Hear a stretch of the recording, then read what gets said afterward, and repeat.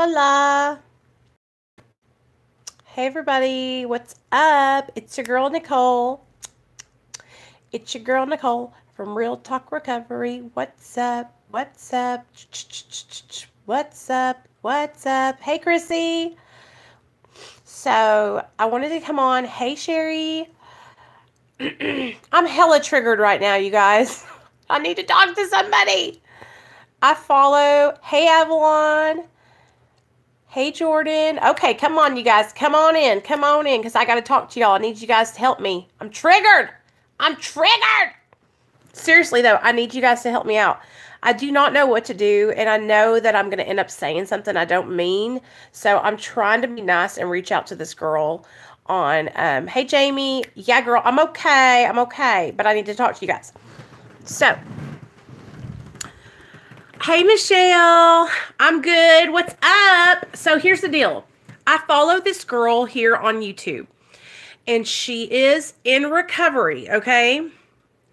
And she okay, I follow this girl. I'm not going to say her name because I'm not trying to hurt her feelings. I'm not trying to disrespect her, but I'm fucking worried about this girl. No, you know what? I guess is it a bad thing to say her name, do you think, guys? Okay, so I follow this girl. No, it's fine. She puts videos out on the internet. I follow this girl. Her name is Gina. I've been following her for like almost a year and a half now. And the reason I found her channel is because she's also on medically assisted treatment. Okay? Gina Baby. And so she's also on medically assisted treatment. So that's how I found her channel. Only she's on methadone. I'm on Suboxone. And I found her channel because of an addiction recovery video. So I was like, hell yeah, somebody just like me, you know, who I can relate to. Well, lately here, I've been fucking worried about this girl. Okay, so I first started worrying about her maybe 7 months ago when I started realizing that she was taking benzodiazepines with methadone, that she was prescribed it. Give me a thumbs up on this video if y'all don't mind. Anyway, that she was prescribed benzos while she's on methadone, and she's on 100 milligrams of methadone, maybe more than that, but I think it's 100, and which is fine, you guys. Like, methadone can save your life, especially if you're a heroin addict, okay? And then, okay, well, Sherry, you know the tea then, girl, because I don't know the TT. But I know that I'm really concerned for her because the videos I keep watching of her, like, she's in her videos and her eyes are rolling back and she's nodding out, like, in the middle of the video. And she has cigarette burns from her falling asleep with cigarettes in between her fingers and on her nose. And now she's got, like, some kind of pink eye thing going on. And then, like, she told a story time yesterday about, some drugs going, or something about meeting with her dad at a hotel and then them getting charged money for smoking in the hotel room. And it's like, well, yeah, Gina, you're not supposed to smoke in there. It's a no smoking room. But then they're blaming her for some drugs. And I'm just like, what? How is she able to stay in the clinic and not out?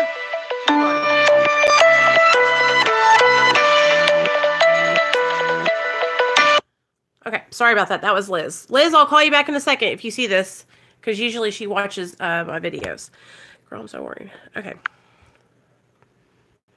Okay, so, and I'm not making this video, y'all, to be like an asshole. Okay? Not like, that's not my jam, okay? But it's like, I'll try to say something to her, and she'll just ignore it. Or it's like, who in the world, so today she comes on, and she said that her doctor, she went in to see her doctor, and her doctor was like, you look so good. I'm so proud of you. And I'm like, girl, he's lying to you. He is lying to you. You do not look good. You look like you're literally about to pass out because you're so fucked up on methadone and Xanax right now. But it's like, what if she dies? Like, I feel like one day we're going to get on the internet and she's not going to upload for a couple days, and it's because she didn't she doesn't wake up. I used to do that shit all the time. And go to the hospital on overdoses because I would mix benzos with opiates. I did it all the time. It was like what I did. And so when I see her uploading videos of herself, like at these times when she's like, first of all, I know that she is vulnerable right now and that she's struggling. She is struggling. I know that she suffers from mental illness. I know that too. But it's like, I just want her to get help. You know, I want her to really get help. And if she really wants to be sober and really wants to change her life and get her family back, then she needs to go to her doctor and get off of Xanax. She needs to get tapered off of whatever benzo she's on.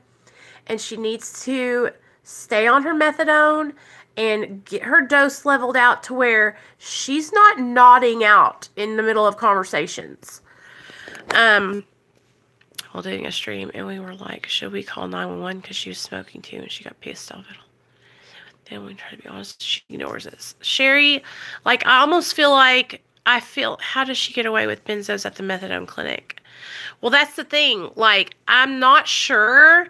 Well, supposedly the methadone clinic doesn't say anything about it and that they're okay with it. But you guys, we all know that are on maintenance here in this chat. Like, I can't. If you fail for benzodiazepines at the clinic I go to, they don't play around. They will kick you out of the clinic. They will take you off your medication because you can die. It is so dangerous to be prescribed those two together. So I almost feel like as a community, as the recovery community, it's Klonopin. Okay, as the recovery community, we need to get together and rally around this girl and call her out and help her. She needs a reality check. But then, and that's why I came on here to talk to you guys about it, because I want to call her. I want to get a hold of her. I don't know how to, but I'll find a way. I will find a way. But then I look back at her past behaviors and I see that she gets kicked out of the methadone clinics and then she blames it on somebody else and then she does. So it's like, does she want to get better? I think that she wants to get better because I think she has a child and I think she eventually wants to have her baby back, you know? I just know her name is Gina. I don't know her whole name or anything like that. But I'm like really, really, really, really, really worried for her. Like, I just got done watching the last video she had put up, and it's titled like HRY. I think she meant to say hey, but it said HRY. And the whole time it was like I was so triggered, you guys, because I was sitting there watching her and she was like nodding out while she was making the video and smoking a cigarette. Like, look at me, guys, like this. Hey, how was your day at school? Good. Good deal. Where's your ruler? Yeah. I don't know. Your baldy ruler? Yeah. Is it over there on top of my dresser? By my clothes? So just watching, and I know, like, I don't go over there to get triggered. Like, I really like, I like her. Okay, cool. I like her a lot. Like, I like her as a person, and she reminds me of myself a little bit, you know, but I'm concerned for her well-being because of the amount of methadone she's on combined with Klonopin. Like, I'm really, like, genuinely concerned for her life. Oh, okay. Michelle, it's a channel. You can go look at it right now. Her name is Gina, G as in go, I-N-A, and then baby, B-A-B-Y. It's just Gina space baby. And you guys go check it out. Y'all go see what you guys think. If I'm overreacting, I can understand that. You know, I can understand it. But I really don't think I am. And I'm worried that what if she lights herself on fire one night and dies? What if she burns down her apartment? And hurts somebody else? Okay, Jesse, and then you come back and you let us know what you think. You're good judge of that kind of stuff. And that's why I said, like, Sherry, I'm not trying to attack. Yeah, nobody over here is going to attack her. Everybody over here is really, really good. And we're all really positive about helping each other out. But it's like, it's not like I'm not trying to attack her or anything like that, guys. It's just like, it's like a reality check. You know what I mean? Like, girl, no, you look crazy right now. You know what I mean? Like, sometimes when we're like that, we need people to like call us out on our bullshit. It's called accountability. You know what I'm saying? And I know you guys, okay, if I came on here one day and I was nodding out smoking a cigarette, what would you guys be thinking? Y'all better call me out. Oh, Frank, we're talking about a girl that I follow here on YouTube that I'm worried about her. 2 years to point. I had to stop talking to her and stop watching her. You know, Sherry, I'm starting to get, do you say it's Sherry or Cherry? I'm starting to get to the point where, like, if she isn't responsive or doesn't take these suggestions from me well, then I might have to stop watching her videos too. Because what it does is it breaks my heart. It makes me sad for her. All right, Sherry, okay. It makes me think that she really must be struggling with some things internally because she's feeling the need to almost block everything out, you know? But then, like, I can totally and the thing about it is, like, it wouldn't be a big deal, you guys, if she wasn't on both of those medications. Okay? That's the thing. If she wasn't on methadone and Xanax, then she probably wouldn't be under, like, affected like she is, like that nodding. Daddy bought me new blue pants, but they're not blue. What color are they? Black. They're black? Yeah. He does. They're navy blue, but they're supposed to be light blue. Oh, okay. Come and tell everybody how school was. Okay, bye. I was gonna get. Oh, her name is Gina Baby. Mommy, Gina-Baby. Huh? I was gonna get blue white jeans. Okay. That's what we have to do. We have to pray. That's what I'm saying. Like, and we're not like, don't worry. Like, you guys, nobody over here on my channel is like vindictive or going to hurt her or cause any harm to her. But you guys, this is why, like, okay, this is a teaching moment. This is a learning moment. Okay, like when we're on medications and we're on maintenance meds, okay, if you're on methadone or Suboxone and you wonder why your doctor won't let you get on a benzodiazepine, this is why. Because you will die. Okay? Or you will you won't be able to be coherent. Like, there's no, and that's the thing, that's what's happening. Yes, Frank, is I think what happens is she gets up in the morning and she takes her Klonopin. And then she goes to the clinic and takes her dose. And so by the time she gets out of the clinic and her dose is starting to kick in about 20 minutes later, she is like, oh yeah, I'm going to upload a video. And then she gets on a video and we're all like, damn girl, you's fucked up. You know what I mean? Because, I mean, I'm tripping. Like, I was like, how is she not? And I told her, I said, go back and rewatch this video. Just, I mean, when you're sober, like, wake up and don't take your medication and watch this video. And she would notice, she would know.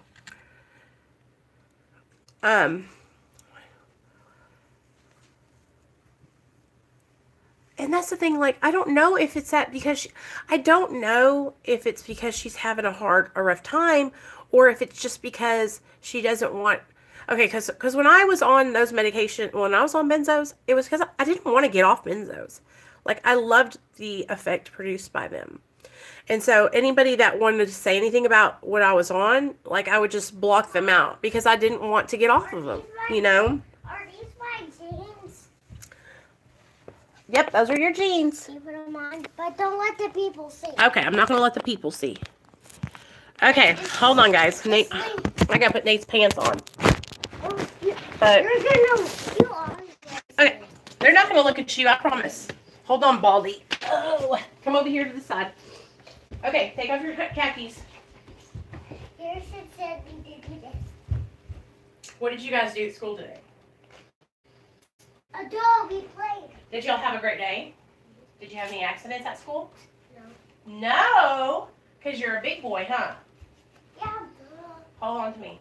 Wait, What did you eat all your lunch? I'm still 4. No. Yeah, you're still 4. I didn't eat all my lunch. You didn't? This time I didn't. Why not? Because I didn't want to this time. Did you eat any of it? I ate. Are you hungry? There's food in the refrigerator. Well, Lots of it. why did you not give me the one with that special candy? How about the hot dogs? Go tell Daddy. Where's Daddy at? They're putting new lights on Jane. What's he doing? He's putting new lights on. TJ gave him new Oh, okay. lights. Go listen to me. Have Daddy make you a hot dog with ketchup on it. No. Okay, sorry guys. Anyway, I'm not trying to start any drama. In fact, like after I get off the stream, I'll delete the stream because I'm not trying to hurt her and I don't want her to be like, I don't want people to think I'm coming on here trying to talk about her or anything like that, you know?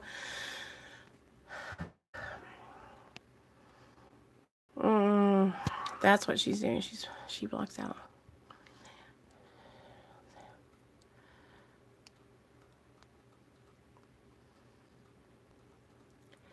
I did, you guys.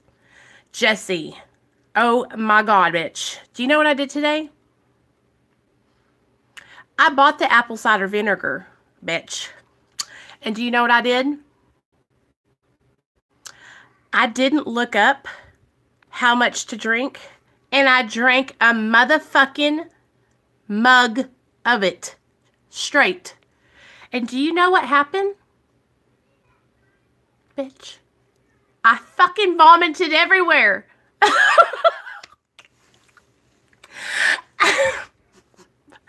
And then, after I fucking drank all of it, a whole mug of apple cider vinegar, y'all. I took it to the head, like old times. My stomach started burning like fire. Okay? Burning like fire. And then I started burping. I was like, oh, it must be dissolving all the fat down there. It's dissolving all the fat. And Neil's looking at me. My husband's looking at me. He's like, are you okay?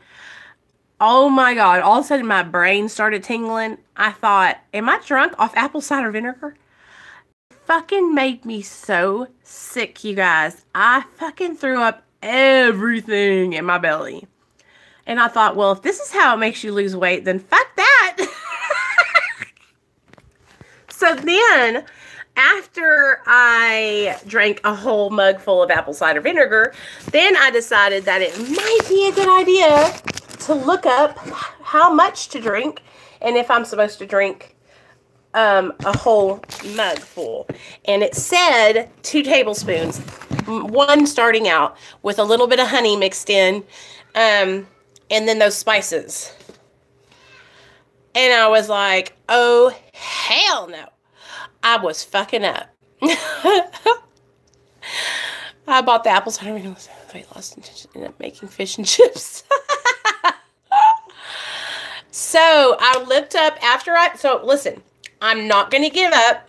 Oh, I puked up so much. I puked up probably the damn whole cup.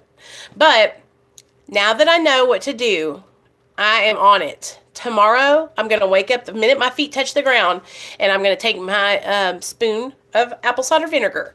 And also, I don't know if you guys watched my video that I uploaded before this one, but y'all know how I've been practicing mindfulness and how I always tell you guys that we have to wake up in gratitude and, you know, wake up in gratitude. I always talk about gratitude and how it changes your perspective whenever you think about all the things you have to be blessed for. Instead of looking at the cup as half empty, look at it as half full, right? I love y'all too. So, oh, I'm triggered because I was watching this girl's video. I follow this girl named Gina, and she, poor thing, she's just having a hard time. She's having a hard time, and she's just, this is why, okay, I don't know if she's having a hard time, but I know that she's prescribed benzos and methadone. And that's why it's so dangerous to you guys to be prescribed opiates and benzodiazepines. Like, you can fucking die. Okay? So that's why I'm like so serious when I'm telling you guys, if you're on maintenance, you have to be honest with your doctor, your Suboxone doctor or your methadone doctor, about everything you're taking. You don't go in there and keep the secrets or lie. You go in there and you be transparent. If you're on a benzo and you want to get put on maintenance, then you need to taper off that benzo and, you know, get on something different that helps with your anxiety. Okay? But here, these mindfulness tips can help you guys with your anxiety if you're struggling.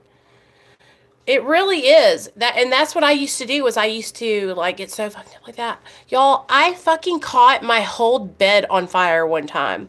Like, I'm talking like for real. I was in a trap house. That's kind of like where I lived, was in a trap house, and we had a mattress on the ground with no sheet on it, just a big quilt, and I was nodding out, laying on the mattress with the quilt wrapped up around me, and my cigarette fell out of my hand, and the whole motherfucker went up in flames. But what happened, instead of like smothering like they normally do, this was like one of those jailhouse blankets that was like the wool with the hair, the really itchy ones. That fucking thing lit up so fast. So it was horrible and very scary. And I used to burn myself so bad because I would fall asleep with cigarettes like that, that I would have, no, actually, I quit smoking. Can you believe that? I haven't smoked in probably, Neil, when's the last time I bought a pack of cigarettes? 30 days ago? Yeah, I've been quit for a while. I'm so proud of myself. Anyway, so I got this thing. It's called the Mindfulness Journal. And I was reading to you guys out of it on my last video, but it has like little things where you can fill out stuff inside of it. Yeah, and so if you're, I think if you're like on a low enough amount, then it, heck yeah, it is. I had, listen to me, whenever, okay, so here we go, story time. Y'all know how it goes. So when I got locked up in RPF, which somebody commented on my RPF video and they were like, RPF isn't even a real prison. And I'm sorry, but being locked up in a jail place without being able to be released, that's prison. Okay? So it is a boot camp style prison where you go in there, you have a job, and you have to like basically march from place to place like you're in the army, and it's a therapeutic community is what they call it. But they have that in all kinds of, there's all kinds of different prisons, you know what I mean? So this person commented, they were like, it's a snitch camp. And I'm like, yeah, because you have to gain status. And so what you have to do is when you're living there, you have to tell on girls that are not acting right, so that way you can get out on time. It's crazy. But that's what they call it, low security prison. That's what it is. It's a therapeutic community, low security prison, no violent offenders. So drug addicts, people that steal, that kind of stuff. So anyway, it's still prison though, and I was there for a year. Anybody, I mean, getting locked up is like, it's still having your freedom taken away. So anyway, that person commented that, and I said, this is what I said back to them, because I've been really working on not being too, like snippety with commenters that come by, you know, and don't stay. I was like, you know, anything that takes your freedom away is prison. And I was like, but thanks for stopping by, and I hope you'll stay. And I was like, good job. Because normally I'd be like, motherfucker, you know. So I've been really trying to be more mindful of how I respond to people when they're kind of like, don't say something I think they should say, you know. Okay, I got locked up. I got put in prison over a probation violation. But my initial charge was Class C felony, which is possession of a controlled substance, which I will tell you the story real fast. I was driving, well, actually, this guy I was with, his name was Quincy. They called him Pacemaker Quincy because he had a pacemaker. He is a black guy, and he cooked meth. And we were riding in my car, and we were driving, and we had the rap music on. I was singing, you guys. We were so high that we didn't know we didn't even see it coming. We're driving down the road, okay? And the next thing you know, 3 cop cars and 2 big SUVs surrounded my car. Okay, we're driving down the road this way, and all of a sudden, all these cars come out from either way, and one stops in front of us, and a cop comes over to the driver's side, flings it open, throws Quincy out of my car, and then the other cop is on my side, opens the car door, and is grabbing me out, and my car is still rolling, and the guy jumps in it and throws it into park, and they're like, "Get on the ground! Get on the ground!"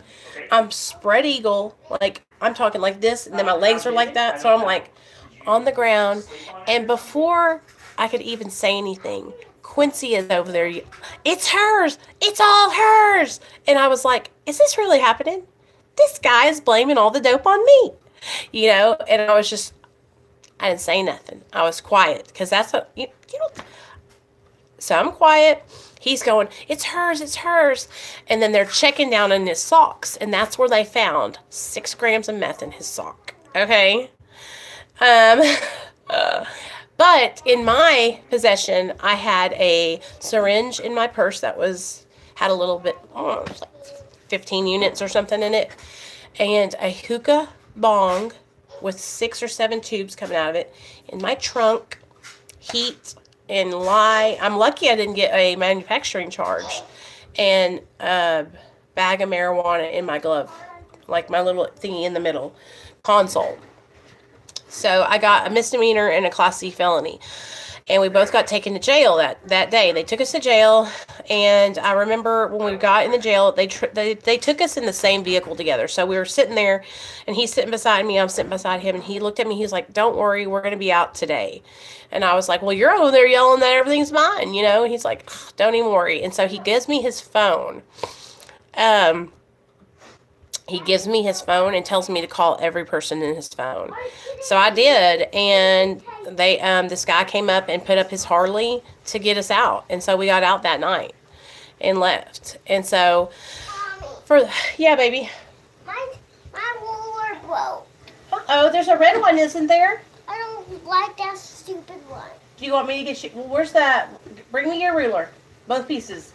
No, they're not broken in. Bring it to me. It's this big. Okay, bring it to me.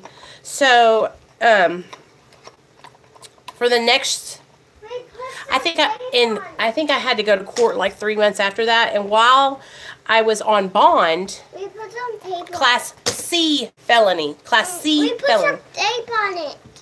You did? Here, I got some better tape. I still don't like it. So, while I was on bond, stop, Nate. Ouch. While I was on bond, I went and hid out at my friend's house. Her name was Savannah, right? And so Choo choo cha choo cha choo. I didn't have to hide out, but it was like I kind of did, but I didn't want to be around any people that knew me from the meth houses, because once you get pulled over by the police like that and you get a charge, everybody thinks you're a snitch. And so, and I wasn't, because I got a charge. If I was a snitch, I wouldn't have got a charge, you know? So, I hid out at my friend Savannah's house and just kicked it. And then I went to court. And when I went to court, they gave me 3 years probation, right? And so when I got when I got my probation started up, I met my probation officer. Y'all, she was hard. Stop it, Nate. She was hardcore. She would never let me just like come in and like, she was always hard on me. She always made me take UAs. She would never just like take my word for it if I told her I was going to fail. It's not like I was trying to lie to her and tell her I was going to pass. I was like, I'm going to fail. I couldn't pass a drug screen. Here you go.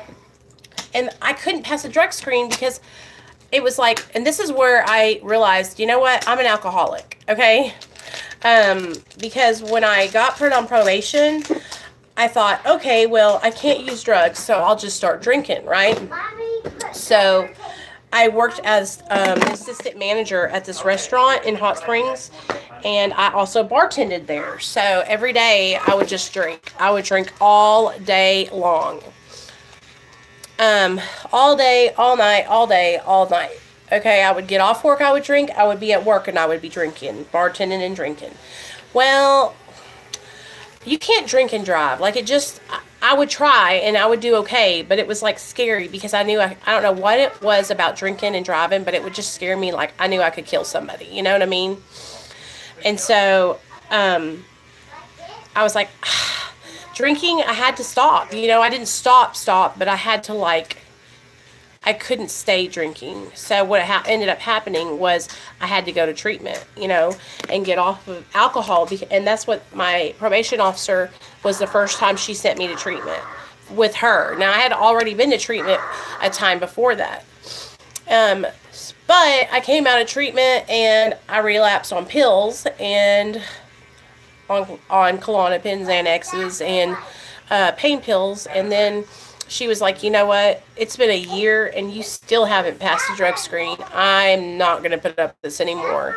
And so she revoked my probation and sent me to prison. And that's when I went to prison for a year. And that's because I couldn't stay clean. So I know what it's like, you guys, to, like, struggle staying clean. I know what it's like to, like, be on probation and have the state breathing down your back. I know what it's like to have my kid taken away and be scared to stay sober and, like, not be able to do it or need help doing it. Like, I know. So when I come on here, like, I'm never, hey, Sandra, I've been there too, baby. It's okay. And that's the thing, like, our addiction wants us to have shame. Our addiction wants us to be ashamed. Sure, I'm not proud of those things I did, but I'm not going to be ashamed, and I'm not going to let that shame and guilt keep me sick so I can't recover. So what I do now is I use my experience and those crazy things I did in my addiction to help other people, you know. So I know what it's like. I've drove to the dope house with my son in the car, and am I proud of it? Absolutely not. Would I do it again? Hell no. You know what I mean? But it happened, and I learned from my mistakes. You know, story time again. So, for instance, I used to drive to this girl's house. Her name was Michelle, but her last name was Z. Michelle Z. So I saw her at the restaurant I went to last week, I think it was. She hooked me up with a good discount. Cool girl, cool girl. Well, I walked into the restaurant, you guys, and she was like, hey, I know you. And I was like, and she goes, it's me, Michelle Z. And then it hit me like a ton of bricks. I was like, oh my God. Like, I used to go to her house every day to get dope. And I used to take my kid with me. And she looked at Nathaniel. She was like, you were just a baby. And I said, girl, I'm sober. I'm 3 years sober. You know, and she was too. And you could tell because we were both, like, had gained weight, you know. But I remember, like, driving to her house all the time to get dope, you know, and now here she is, employed. I almost started crying. I was so proud of her and so happy for her, you know.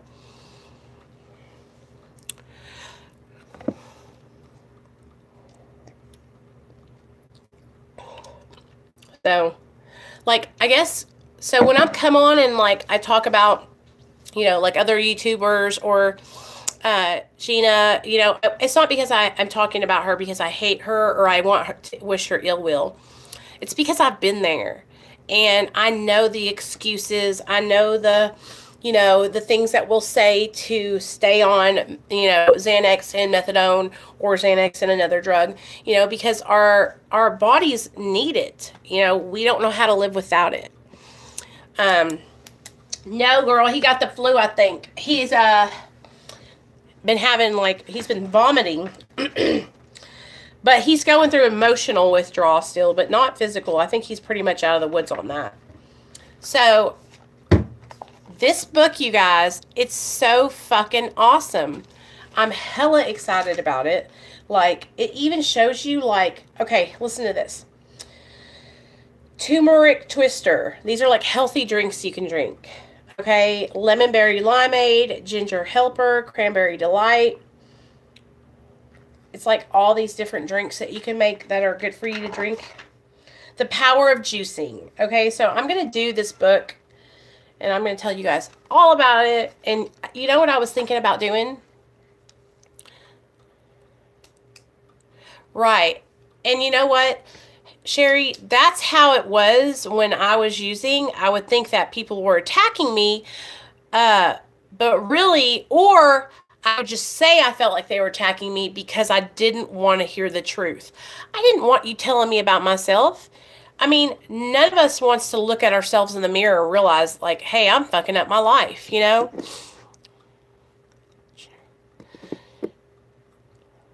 Right.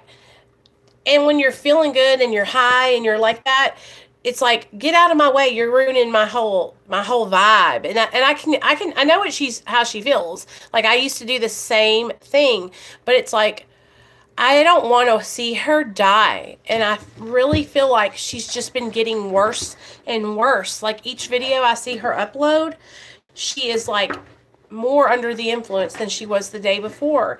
And that's why I'm starting to really, really get concerned. And like, I've given her my email, and yes, yes. So, her name is Gina. She has a channel called, y'all, and she's not a bad person at all. Like, she is a nice girl.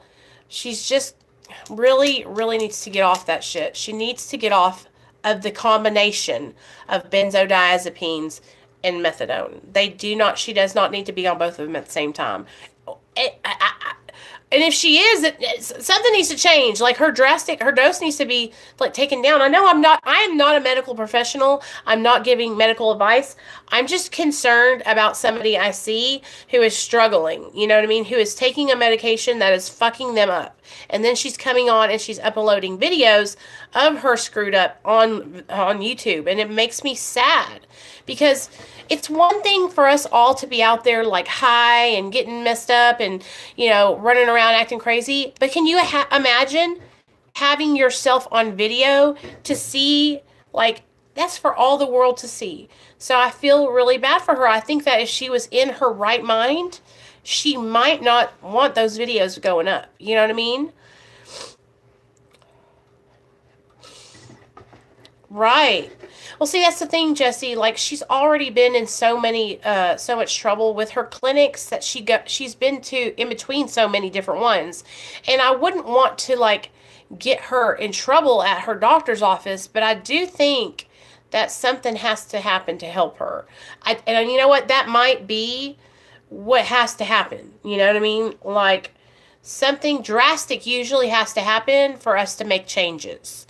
You know, like, my son getting taken away from me was the worst experience of my life. But I'm going to be honest with you guys. If I hadn't got him taken away, I wouldn't be sober today.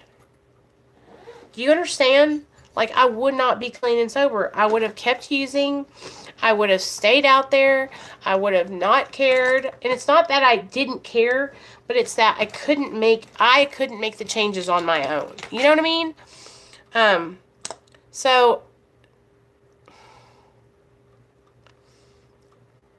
that's what I was thinking too, Classy. I was thinking maybe that's what was happening. Maybe she's overtaking, you know? And that's the thing. Like, you know how I told you guys that when I first got on Suboxone that I really struggled with overtaking my medication? That's a big deal for me to admit that to you guys, you know, but I'm an addict. And so when I first got put on my medication, my whole thought process was, oh, I need to take more of these. They'll make me feel better. And that's what I would do. And I would get called into my clinic and they would count my medication and I would be off. And that happened to me several times where they would call me in for like random counts and my medication would be off because I was overtaking it, you know. Well, I learned my lesson, but I know that as an addict in recovery, like that's sometimes what we all struggle with. And you guys might even struggle with it too. You know, maybe not with your medication like Suboxone, but maybe, you know, you're on sleeping meds and you're like, oh, I'll just take an extra one and it'll help me to sleep better, you know? Uh, Gina Baby. Gina Baby. That's her channel's name. And I know, Leonard, you're such a nice person. I know maybe you'll be able to talk to her better than we could because she's just struggling, obviously. I think, is she struggling or is she just not realize that she's that messed up? You know what I mean? That's what I was wondering too, Captain. It really confused me. But you know what? They were like, what they were doing is a peak and trough, which is where they are finding out the level of methadone in your blood or in your system to see how fast your body metabolizes it. Good, Jesse, because it's easy to take those medications and think, well, that's what our mind does. Our mind justifies it. Like my mind would say, oh, well, it's prescribed to me, you know, and that's what our minds do as addicts. They go, oh, well, it's prescribed to you. It's prescribed to you, Nicole.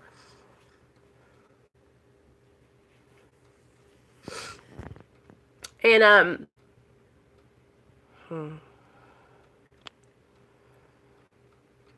right. And that's the thing, like, I wonder, I don't know. I can only do so much, you know. I can't, like, I'm not going to harass her, but I worry about her, you know. I used to take these muscle relaxers too, Jesse. They were called Soma, and I would take so many of them that my body would go into these, like, shaking convulsions. Yeah, Sherry, I saw that one where she was, like, getting into an argument. And I told her on that one video, I was like, you know, you go in there like a bull in a china cabinet, girl. You're loud and you're not mindful. And so they probably are like, this girl doesn't really want to be here. You know what I mean? It's like that's still a business. Like when you go into your methadone or your Suboxone clinic, you guys, we have to be respectful. There's other people in there that we don't know what they're going through, you know?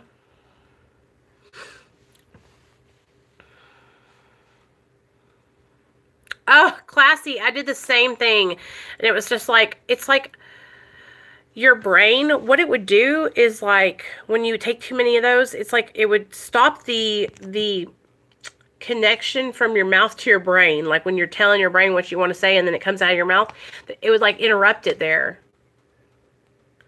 Yeah. I just hope that I hope you guys know, like, when I come on here and I talk about somebody else's channel, it's not because I'm trying to hurt them or trying to make you guys go there and bully them or anything like that. I just want you guys to see what's going on, and maybe if you see it in somebody else, that'll help you to see it in yourself. Like, you know how I talk about self-awareness? Like, okay, so for instance, Jessie had pointed out yesterday that she could tell that I had been feeling better because I was just bright and more cheery. And it was because I had sex with my husband. Real talk, y'all. And so, but like, I can tell that I feel better about me too because I feel like we got connected, and I feel like this relief that my husband's still attracted to me. You know how it is, you guys. Like sometimes us women, we can say like, oh, he doesn't love me anymore. Or it's all in my head. It's always all in my head. So I feel like if you guys can go and see like other people or people that I know that are struggling, like maybe it can help you in your journey. And so I've been also, let's talk about another YouTuber. So I see that you guys commented about Charles Gross. So did you guys watch his boyfriend's video or his husband's video? Cole Mullins, he uploaded a video and it was talking about how they got married and how it was a mistake and blah, blah, blah. But, and you guys can go check this kid's channel out too.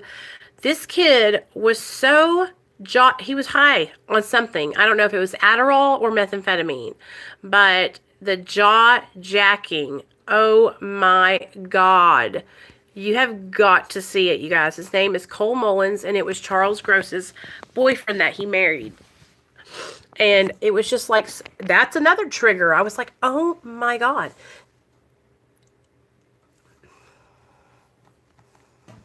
Oh, it was, I don't know. You know, Classy, I don't know. He's not a self-proclaimed addict, but I think he is an addict. He struggles with anorexia and eating disorder and prescription medication, and maybe even now that this boy has came out, that now that this boyfriend has came out, he might even be doing some meth and cocaine. But Leonard, like, you've got to go check out the guy that he married's video, okay? His name is Cole, C-O-L-E Mullins, M-U-L-L-I-N-S. I think that's what it is. When you watch this kid's video, it's like talking about the marriage. He is like, that's how he's talking, like, hi, Sean. And it's like, oh my God, did you just hit the crack pipe or the meth pipe or cocaine or Adderall? He's spun and done. And his pupil, you guys, you'll see. So go check that out. But it's like, what do, you guys? Well, Classy, you know what it's like, girl. When you do meth, what happens is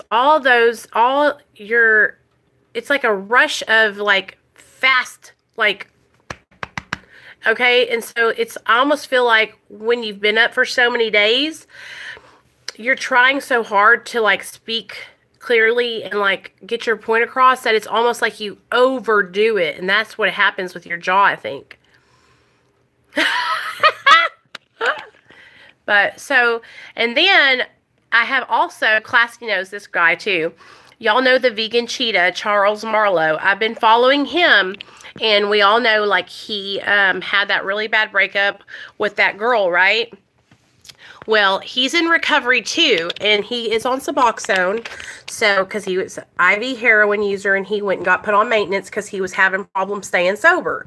And then everybody was calling him out about relapsing on methamphetamine because his ex-roommate put up a video about him being high on meth in his house and, like, using syringes and shooting the blood in the bathroom, and he would come in and see it and yada, yada, yada.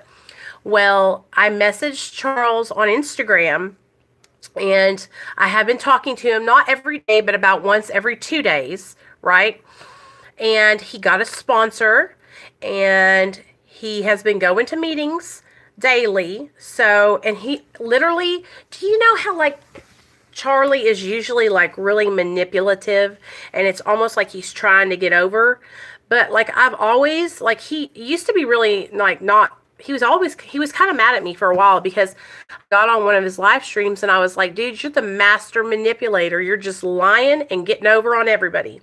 So when I reached out to him this last time, I was like, I'm not going to kiss your ass. I'm not going to listen to your manipulation.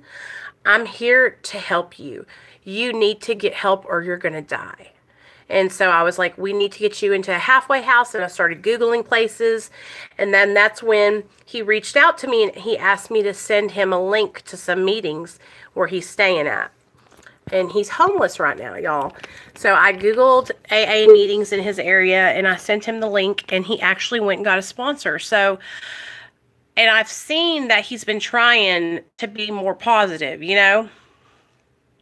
I know, Classy, and that's the thing, like, those are all things that we do when we're in our addiction, and I think that if he was sober, maybe he wouldn't be doing those things.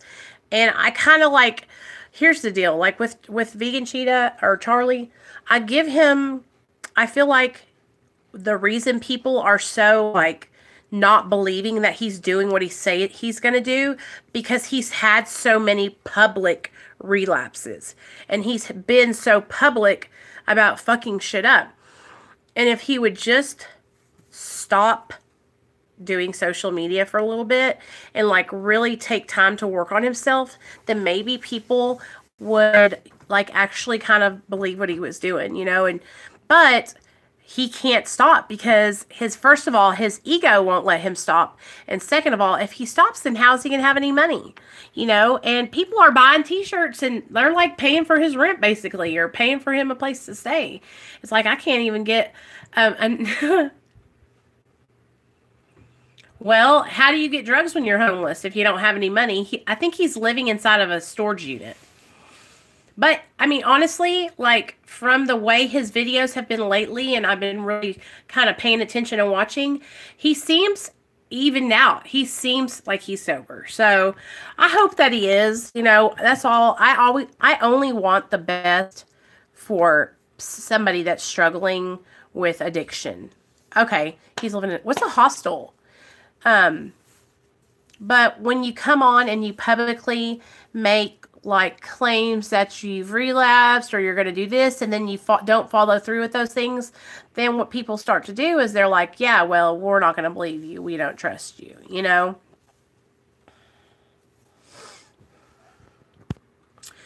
So,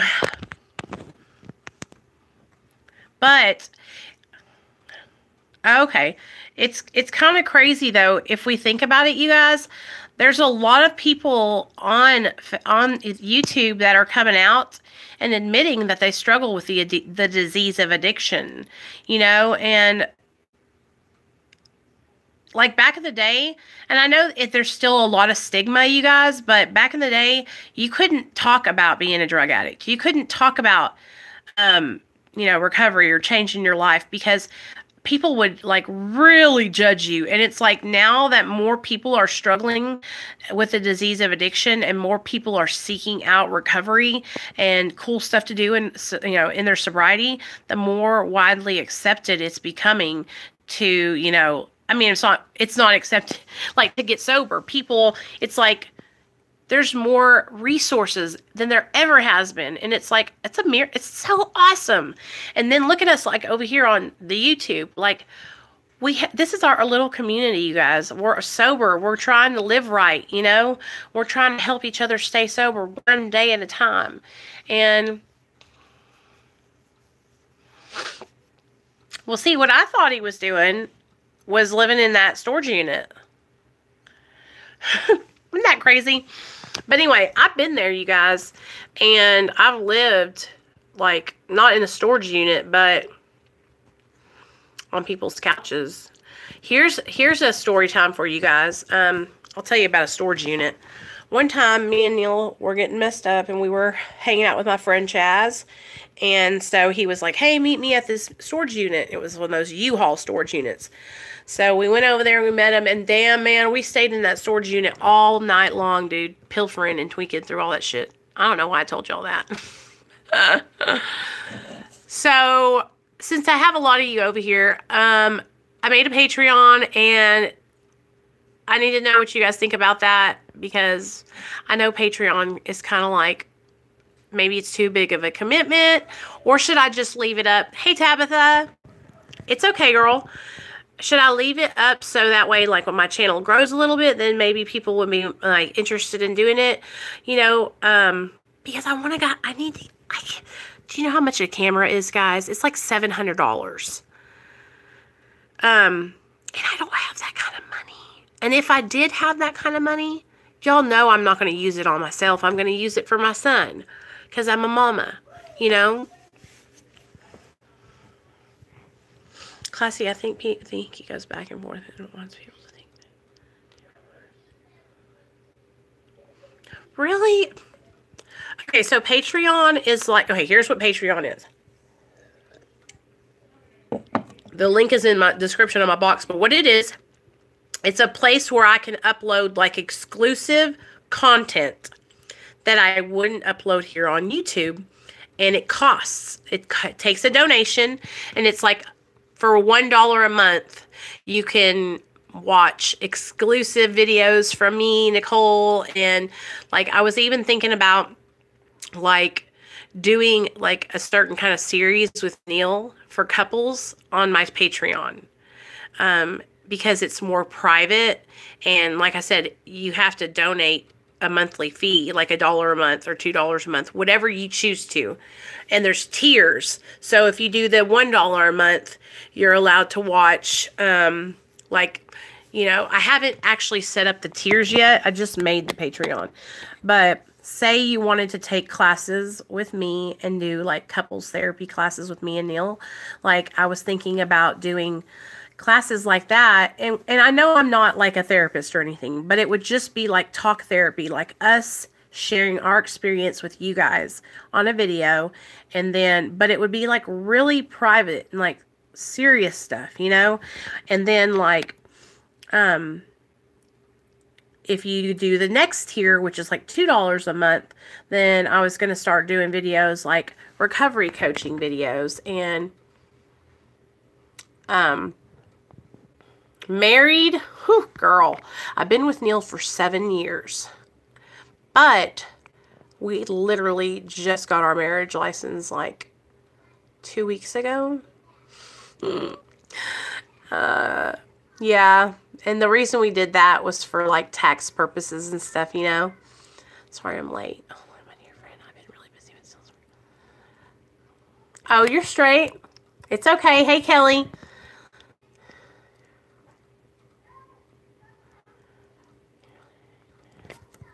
Aw, Kelly, you're welcome. That's the soul man. Thanks, Classy.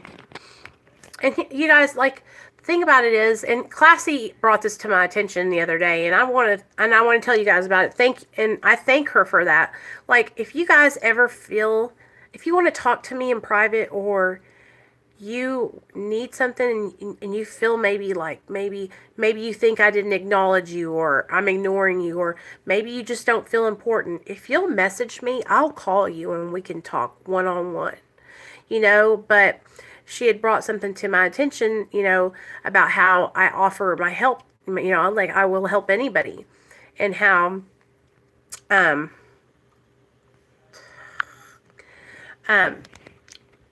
I'll help anybody, but when it comes to the program of AA and the 12 steps, like, I'm only one person, and I can only sponsor like 2 people at a time. And right now that's what I'm doing. You know, I have 2 people that I've been sponsoring, but I always want you guys to know, that you guys mean a lot to me, and that if you need to contact me or you want to talk, like, all you have to do is reach out to me in a message, either on my email, Instagram, message me here on YouTube, and I will get back with you ASAP. Like, I don't ignore anybody or anything like that. You can do your chat and messaging and live video counseling on Google Hangouts. Kinda, yeah. I call it like accountability partnering. You know what I mean? Like, I feel like what we have going on here is you guys, the chat, are my accountability partners, you know, or my sober support network. There you go.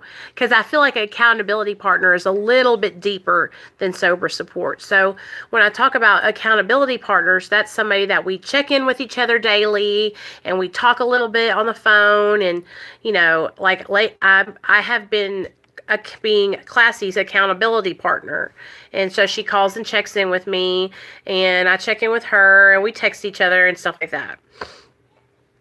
But like, for the chat, like everybody here in the chat, this is our sober support network, you know. And period. I'm so proud of you, Kelly. 8 years is a fucking mad fucking accomplishment. And you know what? You don't have to have a woman to be happy, and you are living your best life, and you're proving that. You know, there's a lot of people out there that don't have good intentions, and if you having to be without a partner right now is what you have to do to stay sober and stay on track, then you know what? So be it.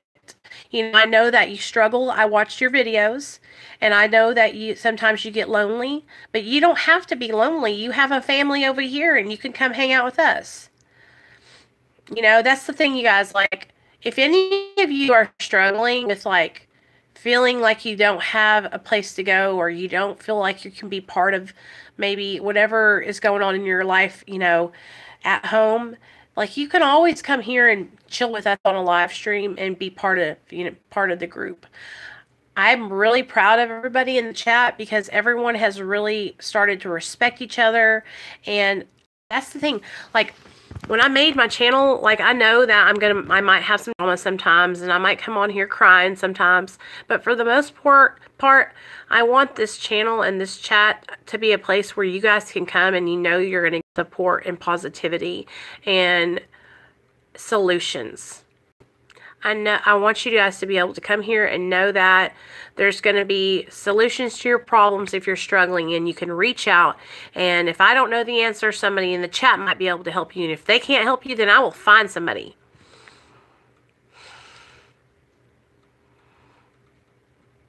I know, Leonard, and I really don't know how to do that. And I feel, do you know what I'm saying? Like, I know people charge for that, and I feel it's almost like I feel kind of guilty for needing to be compensated for my time.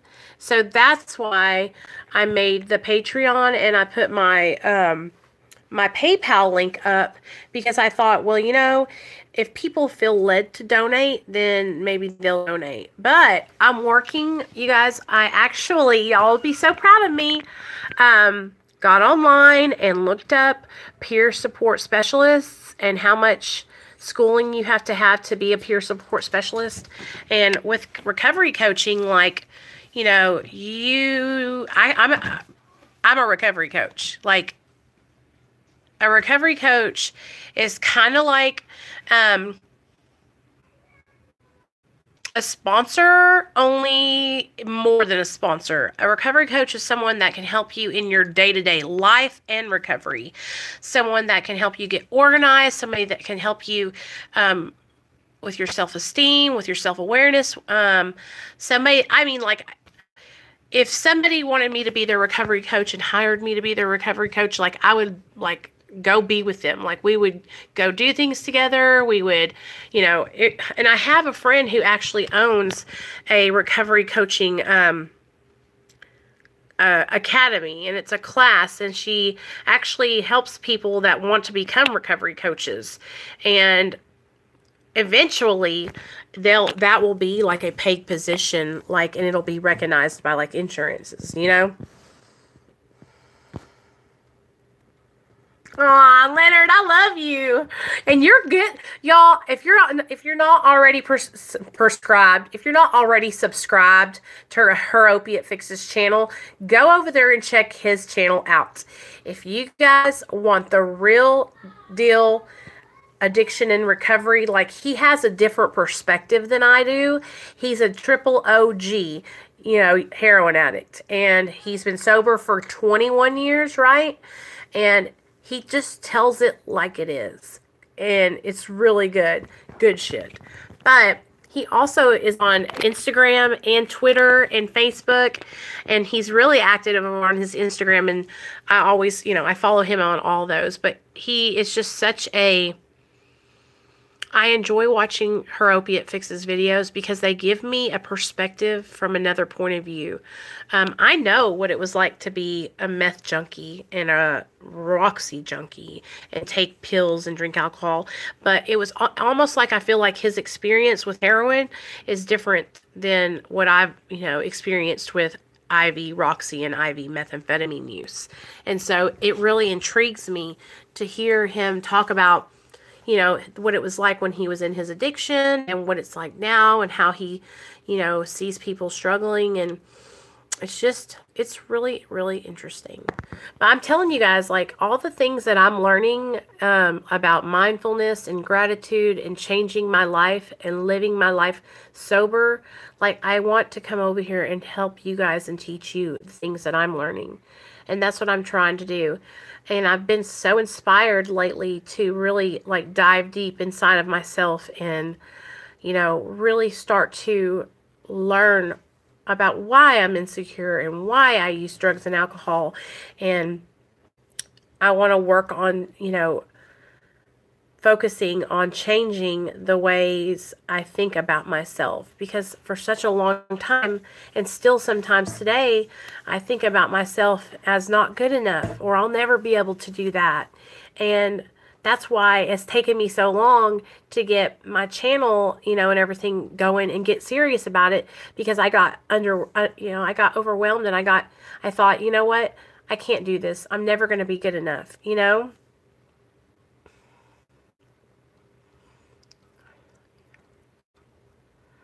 You do a great job, Kelly. I love your videos. I posted a comment on your last video. It was the same. I hit something in my tire blew. It was a mess. Oh. So, good deal, you guys. You're gonna love Leonard. He's a good guy. So, and he also does he makes leather goods. And so, speaking of, I saw that leather like purse you made with the flat. I really, really like that. Hey, Sobertube. Hey, Brian. That's my friend Sobertube. Brian's his name. He has he makes the leather bags and stuff, and they're like so beautiful. And he made me this sober bracelet. Actually, it's hanging in my car from my rear view mirror. So I like see it every day. But so this is what I've been thinking about. So I got intrigued today when I got this mindfulness journal, when I picked this up, and I thought, you know what? I want to write a book. Not a book like about my life story, but wouldn't it be cool if I could kind of like make my own curriculum and start my own little, like, I don't know. I have a lot in my mind, and I'm always thinking of new things that I want to come on here and do with you guys to get you excited and get you inspired about your recovery and changing your life. Because I'm telling you, like, I went from a hopeless state of having sex with whoever and, you know, just giving it up, to family back and being able to go to my job and do a good job and have pride in my work and take care of my son and be present in my son's life and in my family's life. And I wasn't able to do that before. I went from like basically pathetic, miserable, helpless, hopeless, to full of hope, full of life, full of ambition and drive and things that I want to do. And I think about all these things all the time and how I want to make a difference. And the main driving factor in the things that I want to do is because I want to help other people. Because somebody helped me. And it means so much to me to be able to get on here and connect with other people that are in recovery and help you guys stay sober. Because you guys are helping me stay sober. And you might not realize it. And that's why I want you guys to know that you guys are really important to me. Y'all are important to my recovery. You know, you say I'm important to yours and that I help you. But you guys help me. And I don't think that y'all realize that. Like, just like I'm helping you right now, you help me. And I'm grateful to be able to help you guys. And I'm really grateful that you guys take the time to come over here and hang out with me. What do you mean you fell behind, Jamie? It really is. And so, you know how I say the opposite of addiction is connection. And when I think about that, I think, you know, at first I was like, what does that mean? What does that mean? But here's the deal. When I was in my active addiction, you guys, I was not connected to anything. The only thing I was connected to was seeking out and finding dope. Okay, the only thing I was connected to was my dope man. Sure, Tabitha. So you guys, Tabitha asked, can you tell us how you got to where you are today, as in what made you go to treatment and how you got into treatment, etc. Okay, so here's the deal. So I was in active addiction from the time I was about, we'll say 18 till the time I was about 32. Okay, I got sober 3.5 years ago. And the reason I got sober, and here's the deal. I had been to like 5 rehabs, okay? I had been to treatment when I was 22-ish, 25-ish, then 28-ish, then 30, then 31, and I went like back to back when I was like 30, 31, and then last time when I turned 32. And what happened was my addiction had taken me to rock bottom, which it happened pretty quickly, if you want to know the truth. The first 10 years of my addiction, the first five were cool. The first 5 were fun. The first 5 years of my addiction was like me partying and like, you know, doing extracurricular shit. And then what happened was shit started to get real. I crossed this imaginary line. And I started shooting up. I started using a needle. And when I crossed over to using the needle, you guys, I started shooting up cocaine and methamphetamine. And then I found Roxy's. And then I found heroin. And I wasn't a heroin abuser because heroin wasn't readily available here where I live at that time. Like, you could not find it. But I found it 3 times. And so those 3 times I found it, I did it. But Roxy was available. And so I was an IV, Roxy, and methamphetamine user. And I stayed like that for many, many years. When I met my husband in 2012, I thought, okay, I met this guy. He's great. He loves me. I love him. We're going to try and change our lives. We're going to get clean. And we were both addicts. And we both wanted to change. And we both wanted to get sober, but we just didn't know how. So we spent the next 3 years, from 2012 to 2015, we spent the next 3 years back and forth between AA and a rehab, trying to get sober. We would white knuckle it. We would go to treatment. He would. I stayed out. And we both would, what would happen was we would get sober and we would be white knuckling it, trying so hard, going to meetings together, all this stuff. And then we would get like 2 weeks sober and we would like kind of want to celebrate. Like he would say, or I would usually initiate it. I would say, you know, I just want to get Xanax. And then we would go out and buy Xanax and then we would get high and all of our inhibitions would go and we'd end up picking up something else. But I didn't have the capabilities to stay sober because when we would get sober, I would start to feel good and he would start to feel good. Our bodies would start getting back and we would start eating healthy and we would start like hanging out with our families and like really starting to, you know, come into our own. You guys know how it is when you're out there and you're getting fucked up, you lose everything. And so when you get sober, it's like you start to beef up a little bit, start feeling good about yourself. And then the next thing you know, we would relapse. So that went on for 3 years, back and forth, back and forth. Then I got pregnant, and I had my little boy in 2014. While I was pregnant with my son, I tried so hard to stay sober, you guys. I have so much shame and guilt about this, but while I was pregnant with my son, I was using methamphetamine through my whole pregnancy. And when I gave birth to my son, I was under the influence of methamphetamine and methadone and Xanax. And my son came out and he was perfect. And this was the first time that I realized, like, you know what? God is trying to tell me something. He wants me to change my life, but it still wasn't enough. My son came out, and instead of having drugs in his system, and instead of being, you know, ill, being messed up or whatever, he came out and he was perfect. And I got to take him home with me. And for the next year, for 3 months, I breastfed my son. And I stayed sober for 3 months. And then I relapsed. And when I relapsed hard. And I went back out on meth and Roxy's, and so did my fiance. He was my fiance at the time. And 2 days before my son's 2 days before my son's second birthday, DHS came to my door. And they took my son away because one of my friends had reported me for being negligent and not taking care of my son and being high.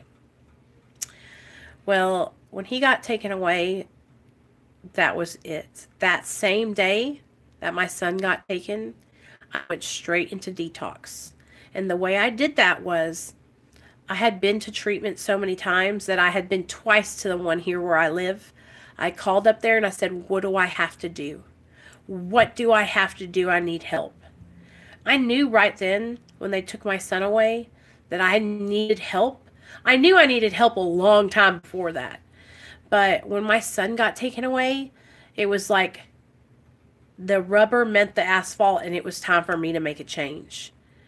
I had to make a change because if I didn't, my son was going to get taken from me for the rest of my life.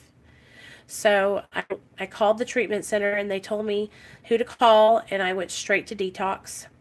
Actually, the DCFS worker drove me to detox, you guys. I went into detox and I stayed there for 5 days. They did a rapid detox on me with like a taper with Suboxone, and then they took me, you know how they give you like a 1 Suboxone the first day, then half of one the next day, then a quarter of one, then a piece of one, then 0. So that's how they tapered me off of all the Roxys that I was on. And you know, and I was just on meth and benzos, so they gave me something else to kind of help me taper off that. Well, when I got out of detox, they were going to kick me out on a Sunday. And I was like, please don't kick me out on Sunday. Like, if I leave here on Sunday, I'm going to go get high. Because I would have to wait until Monday to get into treatment. So I asked them to let me stay. Please let me stay. Can you believe that? I asked them to let me stay. And so they let me stay one more night in detox. And then they drove me over to the treatment center Monday morning. And I went to treatment for 30 days. But I wasn't ready. I was not ready. I was still trying to get high. I had Neil bringing me Xanaxes up there. And then they busted me. They busted me taking Xanax while I was in treatment still. And that's when shit got really real. They called my DCFS worker and told my DCFS worker that I was smuggling Xanax into the treatment center and that I was using while I was in treatment and that they were going to kick me out. And if they kicked me out, I was going to lose my son. So they had a meeting, and for some reason they decided to give me another chance. And I stayed for the next 2 weeks on my best behavior, guys. When I got out after those next 2 weeks, my husband picked me up, and he had went and got put on Suboxone while I was in treatment. And I was pissed. I was pissed off at him for getting put on Suboxone because I thought, you're just trying to manipulate the system. You're just trying to get high still, Neil. What are you doing? But in the meantime, I wanted to get high still. And so I looked at Neil and I started crying my eyes out. I was just crying because I was so afraid. I was so afraid. I knew that I was going to go out and get high. Like I wanted to. I can't explain to you guys the sick feeling I felt after getting out of treatment and still wanting to use and not being cured. And I don't know why I thought that I was going to be cured when I got out of treatment, but I at least thought I wouldn't have the desire to use anymore because my son had got taken. But I still wanted to use. So that's when I went and got put on Suboxone. And when I got put on Suboxone, I automatically went to a meeting afterward and I got a sponsor. And I started working the 12 steps with my sponsor. And I'm going to tell you right now, like, if I hadn't gotten a sponsor and started working the 12 steps and gotten like a therapy and started talking to somebody, I probably wouldn't have stayed sober, even though I was on Suboxone. Because through the spiritual program of AA and talking and learning how to get closer to my higher power, which is God, the desire, the obsession to use was lifted. And what I mean by that is the obsession, the thought of always wanting to use, because I had that all the time. I always thought about getting high, was taken away. And I haven't had that obsession return in a long time. I haven't actually had the obsession to use in 2.5 years.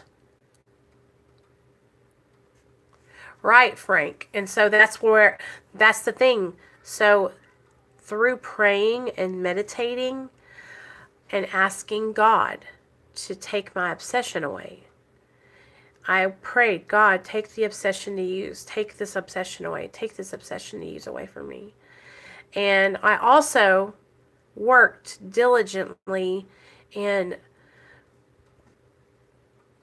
paying attention to how I felt, being mindful and having gratitude and giving over my problems, letting go. And something just happened. So I haven't obsessed over using, but I'm not going to tell you guys that I haven't thought about using anymore. Like every now and then, like I tell you guys this, the thought to use will come into my mind. And you know what I do? I cast it out. I spit it out like hot water, like lukewarm milk. Because you know what? The devil is a lie. Okay? There is nothing that a pill is going to do for me today. It's temporary relief only. Sure, I'll take it. I'll get high. You know what'll happen? I'll feel like shit later. Why am I feeling this way? What's going on in my life today that's making me want to reach outside of myself to use? Am I sick? Have I told a lie? Have I been being dishonest? I have been. I now don't have the urge. Well, that's the thing, Tabitha. I feel the same way, but I know this much. Through building a support system and through getting a sponsor and going to meetings and having therapy, I have built this support around me. So when I go and I taper, when you taper, you'll have the support that you need. So that's what you got to do, girl.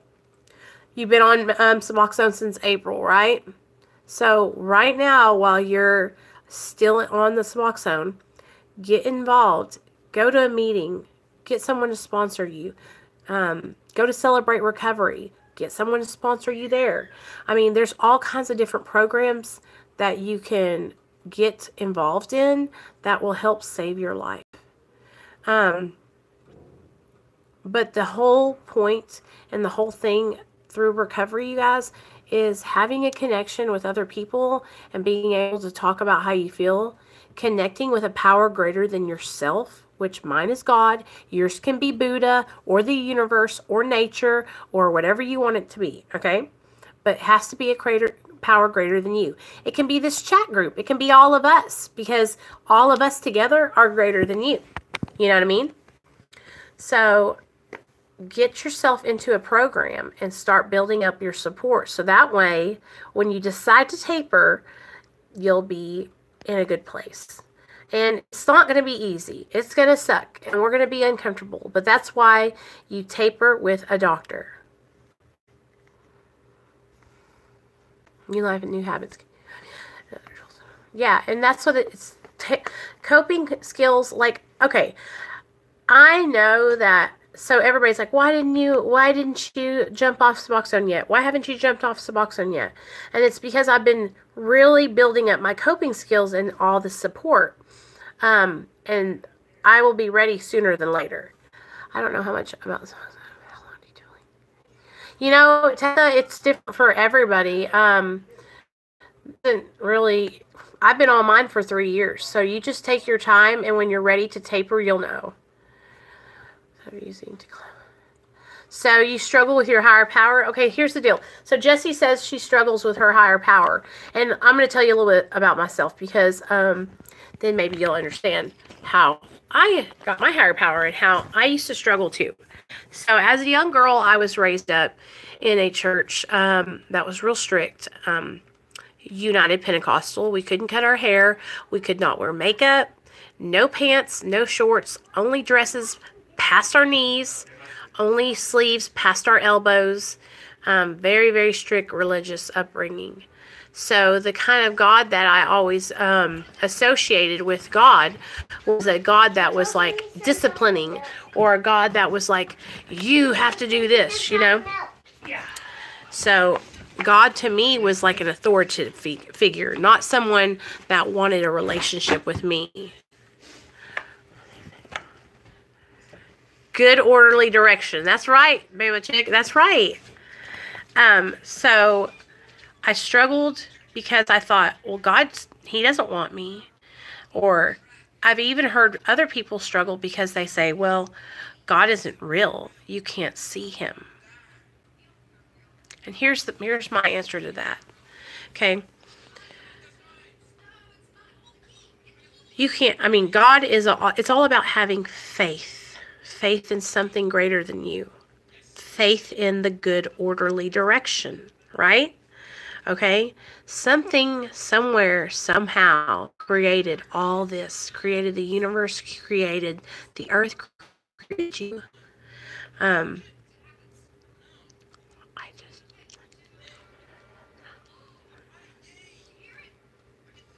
Well, but if you want to, the thing about it is, it's like, I feel like when we use ourselves as a power greater than myself, I feel like with that, what I would do if I wouldn't have anything to look up, to look forward. You know what I'm saying?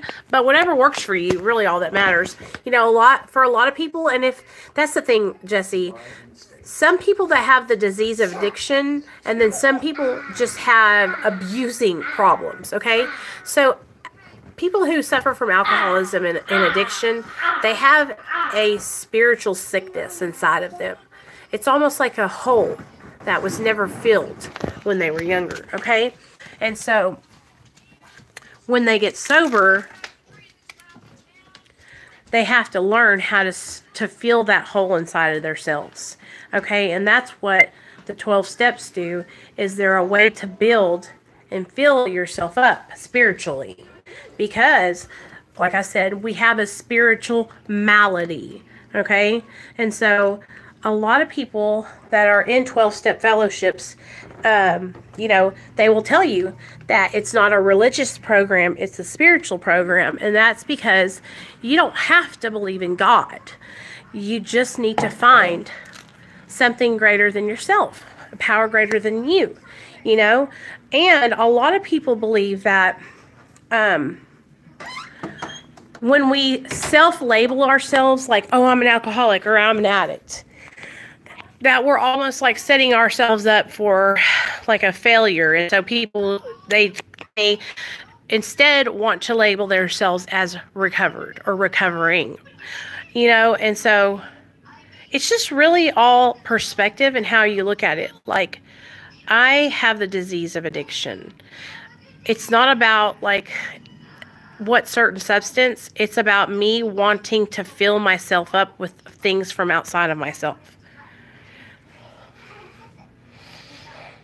And that's the thing. So when you struggle with that abandonment issues like that, or that feeling of like not being a part of something, that's why having like a program like AA or NA or Celebrate Recovery or any kind of just really like support network, it's a way for us to be a part of, and a way for us to use each other to recover. You know what I'm saying? So if you're struggling with the God idea, all you got to do,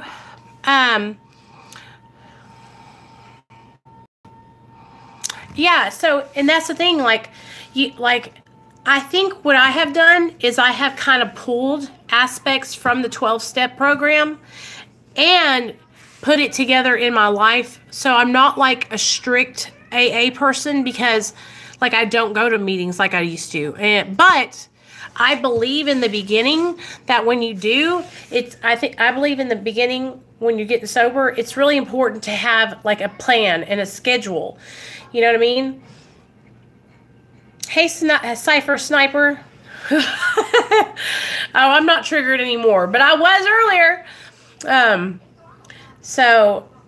But you know what, guys? Like, it doesn't really matter if you work 12 steps or if you go to Smart Recovery or Refuge Recovery, or all these things these are all coping skills. You know what I mean?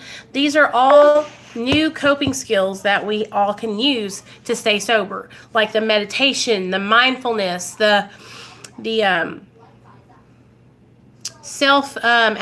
good affirmations, the talking positive affirmations, the talking therapy, the talking about things and stuff like that. Like, this is all coping skills that we guys didn't know how to do when we were using. Like, we didn't know how to do any of this shit. Yeah, the 13th step is when you're trying to hook up with people that are new in recovery. But, you know, guys, it's just, these are all coping mechanisms that we're learning together. And the longer we practice these coping mechanisms, the better we'll get at it. You know what I mean?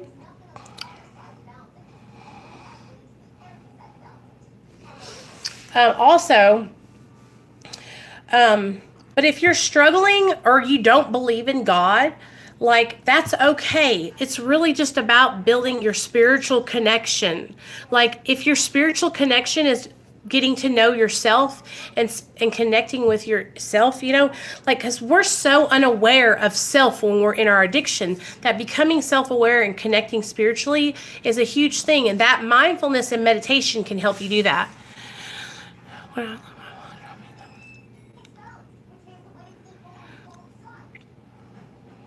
So, but anyway, I'm gonna make some food, y'all. I'm so hungry. It's an hour and 31 minutes we've been on here, but I hope you guys know I'm gonna leave this stream up because it was really good. I feel like I'm fucking proud of everybody today. Like, y'all were all sharing, and Jessie, like, I'm really proud of you for being respectful, girl. And I feel like you have come in here and just been so good, and so props to you. I'm proud of you, and thank you to all my wrenches for helping me on this live stream. And if you guys, like I said, if you guys need to get a hold of me, just message me on Instagram or, you know, here on YouTube. I'm here for you guys. And yeah. So let's not go out and get triggered, y'all. Let's pray for Miss Gina, baby. I hope she's going to be all right. Hey, Tabitha, anytime. Go follow me on Instagram, you guys, at Nicole Pludre. The link is in the description of this video. And yeah, so yeah, do that. And also, no, I'll just surprise you guys with that tomorrow. I have something going on tomorrow that I said was going to go on the 15th, but I totally forgot about it. So I'll see you guys tomorrow for that. And I'm going to call Jason and make sure that he's doing okay? Yeah, girl, I have Twitter. I'll link it in the comments, okay? I have to go find what my name is on there. But what was I going to say I was going to do? I want to make a blog, you guys, like a blog spot where where I can write. So yesterday I got on the internet, right? Hey, Michelle, I need your help, Michelle. I want to make my own website. Okay, guys. All right. I'll call Michelle later. I love you guys. Bye.